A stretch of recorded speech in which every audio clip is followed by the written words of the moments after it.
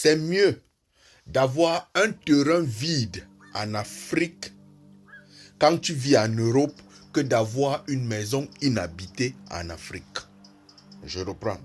C'est mieux d'avoir un terrain vide en Afrique, c'est-à-dire que c'est vide, c'est nu, tu n'as rien mis, on a seulement mis la barrière, ça s'appelle ton terrain, que d'avoir une maison inhabitée en Afrique.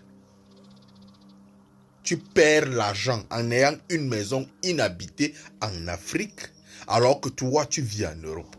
C'est une très très mauvaise éducation financière. Parfois, je me demande si vous êtes en concurrence avec les gens.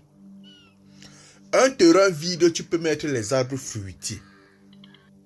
Ça va aller là-bas, ça va nourrir même les oiseaux du ciel, ça va nourrir les gens du quartier. Le jour que tu rentreras, tu trouveras tes arbres fruitiers, tu vas commencer à les consommer. Lorsque tu construis une maison, tu construis ça pour les fantômes.